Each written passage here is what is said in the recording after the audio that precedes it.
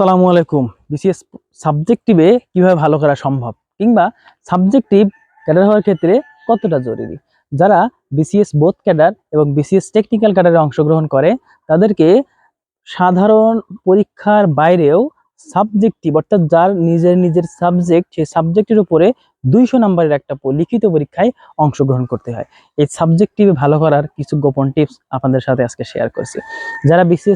যারা অনার্স প্রথম দ্বিতীয় কিংবা তৃতীয় বর্ষে কিংবা চতুর্থ বর্ষে আছেন তারা একটা কাজ করবেন যেটা আমি ফলো করার চেষ্টা করতাম। আপনার লক্ষ্য যদি হয় বিসিএস ক্যাডার হওয়া কিংবা শিক্ষা ক্যাডার হওয়া, তাহলে আপনি অবশ্যই এই পদ্ধতিটা ফলো করার চেষ্টা করবেন। যারা বিসিএস প্রথম দ্বিতীয় তৃতীয় কিংবা চতুর্থ বর্ষে আছেন তারা সবার আগে পিএসসির ওয়েবসাইটে যাবেন। পিএসসির ওয়েবসাইট থেকে বিসিএস লিখিত পরীক্ষার বিসিএস লিখিত পরীক্ষার সিলেবাসটা ডাউনলোড দিবেন। ডাউনলোড দেওয়ার পরে বিশাল সিলেবাস 30 থেকে 40 পৃষ্ঠার সিলেবাস আছে। আপনার নিজস্ব যে সাবজেক্ট আছে এই সাবজেক্টিভের যে সিলেবাস এইটা আপনি জাস্ট কপি করবেন। যেমন ধরেন আপনার subject accounting and information systems, তাহলে আপনি আপনার নিজস্ব সাবজেক্টের ওই সিলেবাস অর্থাৎ 1 থেকে 2 পেজ এটা ফটোকপি করবেন। ফটোকপি করে রেখে দিবেন। এখন আপনার বিশ্ববিদ্যালয়ের শিক্ষক যখন আপনাকে কোর্স করাবে তখন ওই কোর্সটি পিএসসির সিলেবাসে আছে কিনা একটু মিলিয়ে দেখার চেষ্টা করুন। তো যদি মিল থাকে তাহলে অবশ্যই আপনি আপনার ডকুমেন্টসগুলো, আপনি আপনার নোট খাতাগুলো নষ্ট করবেন না।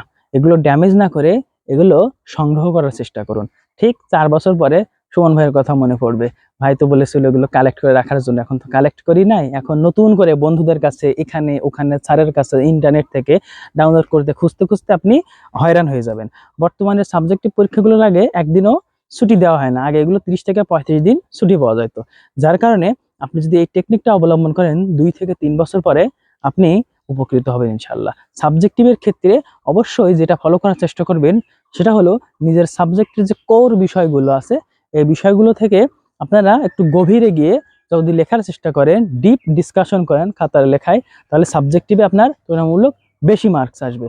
আর এই বেশি মার্কস আসার কারণে আপনি কিন্তু আপনার সাবজেক্টের আপনার বন্ধুদের থেকে এগিয়ে থাকলেন, যেটা আপনাকে টেকনিক্যাল ক্যাডার পাওয়ার ক্ষেত্রে অনেক হেল্প করবে। ধন্যবাদ। আমাদের ভিডিও পেজের সাথেই থাকুন।